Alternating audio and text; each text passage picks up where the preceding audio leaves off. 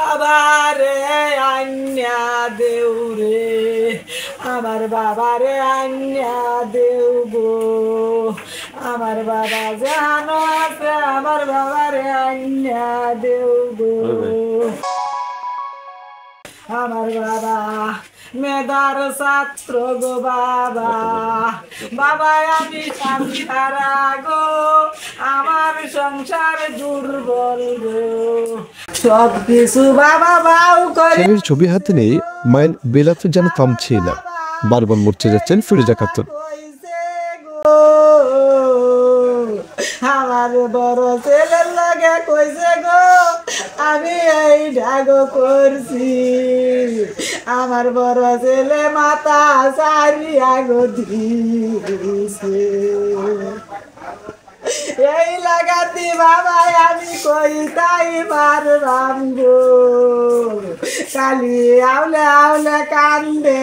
বাবার স্বপ্ন ছিল ছেলে চাকরি করবে সেনাবাহিনীতে, কিন্তু সেই স্বপ্ন পূরণ না হয় দরিদ্র পরিবারের সচ্ছলতা আনতে ভালো বেতনের একটি কোম্পানিতে চাকরি নিয়ে গত বছরের সেপ্টেম্বর মাসে রাজশাহী পাড়ি জমান ময়মনসিংহের গৌরীপুর উপজেলার ডোহকলা ইউনিয়নের মরিশালী গ্রামের ইয়াসিন শেখ। মস্কো থেকে প্রায় 11,000 কিলোমিটার দূরের ওই কোম্পানিতে 3 মাস চাকরির পর বাবার স্বপ্ন পূরণের সুযোগ পেয়ে রাজশাহী সেনাবাহিনীতে সৈনিক পদে চুক্তিভিত্তিক নিয়োগ পেয়ে যোগ দেন ইউক্রেন যুদ্ধে। আমি আমার বাবার স্বপ্ন পূরণের যে আশায় আমি অনেকটি প্রায় 9 বছর পর স্বপ্নটা পূরণ হয়েছে, যে স্বপ্ন আমার এই 9টি বছর কাঁদিয়েছে, যে স্বপ্ন আমার বাংলাদেশে পূরণ হয় নাই, এই স্বপ্ন দূরপ্রবাসে এসে পূরণ হয়েছে। আজকে আমার বাবাকে অনেক মিস করছি, বাবার কথা অনেক মনে পড়ছে। আমার বাবার এই স্বপ্ন, আমার এই পোশাক আমার বাবাকে উৎসর্গ করলাম। গত 27 মার্চ ইউক্রেনের মিসাইল হামলায় থেমে যায় তার সেই স্বপ্নরও। গত মঙ্গলবার ইয়াসিনের এক সহযোদ্ধা ইয়াসিনের মৃত্যু খবরটি জানে তার পরিবারকে।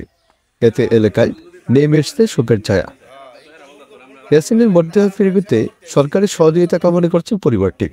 আমি আমার ভাই মারা গেছে না অতটা শিওর পাইতেছি না, যদি মারা যায় আমি বাংলাদেশ সরকারের কাছে আবেদন জানাইতেছি যে আমার ভাই লাশটা ফিরিয়ে দেয়।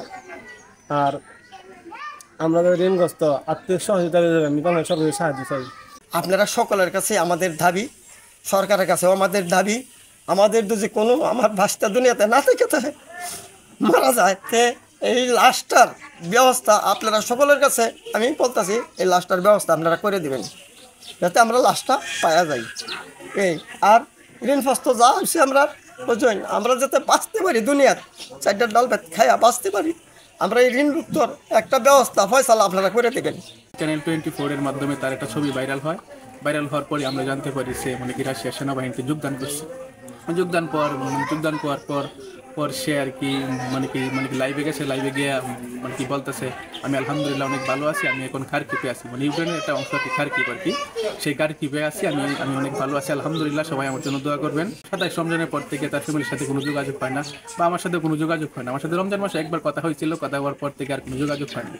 পরে তার এক ব্যাটসম্যান আছে কি রাকিব নাম, সে ফেসবুকে একটা পোস্ট করছে আর কি রাশিয়ার থেকেই, তার সাথে একসাথে থাকতো আর কি। থাকার পর থেকে আমরা জানতে পারলাম সে আর কি মারা গেছে। তারপর তার সাথে তো আর কোনো যোগাযোগ নাই। ইয়াসিন সেনাবাহিনীর পোশাক পরা ছিল, সেনাবাহিনীর পোশাক দেখে আমরা শিওর হই সে রাশিয়ান সেনাবাহিনীতে যোগাযোগ করছে আর কি, ওইখানে সে জব নিছে আর কি। প্রথম থেকে তার ইচ্ছা ছিল ডিফেন্সে চাকরি করা, এটা তার বাবার একটা ইচ্ছা ছিল, সেটা পূরণ করার জন্য সে যথেষ্ট চেষ্টা করেছে। বিশেষ করে সে একটা আঘাত পায়, সেই আঘাতটা হচ্ছে সে নৌবাহিনীতে তার একটা চাকরি হওয়ার পরে পরবর্তীতে তাকে বাদ করা হয়। অত্যন্ত দরিদ্র ফ্যামিলি, অনেক টাকা পয়সা খরচ করে, এবং টাকা পয়সা আমি শুনলাম আপনার অনেক কর্জ করে টাকা পয়সা এবং জমি বাড়ি বিক্রি করে আপনার টাকা পয়সা দিয়েছে। এখন এরা অর্থনৈতিকভাবে অত্যন্ত খারাপ অবস্থায় আছে, ঋণ করে চলতেছে।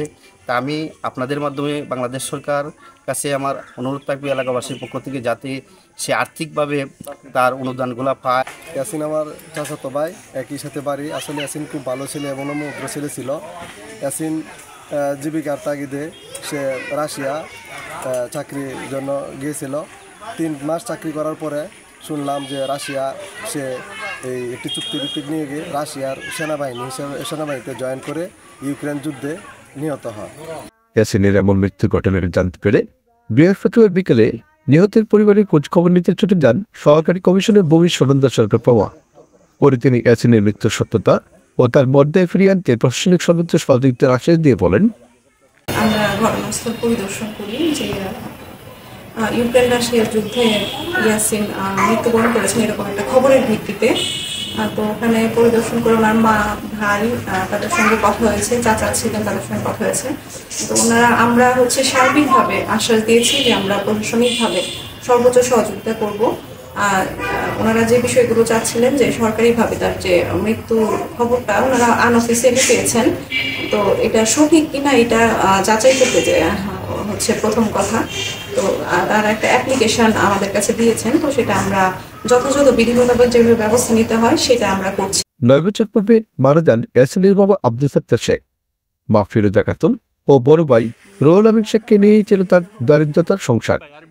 ইয়াসিন রাজধানীর ঢাকার পল্লবী সরকারি বঙ্গবন্ধু কলেজের 2022 শিক্ষাবর্ষের ডিগ্রি শিক্ষার্থী ছিলেন। অবৈধ রহমান, গৈরীপুর মেস।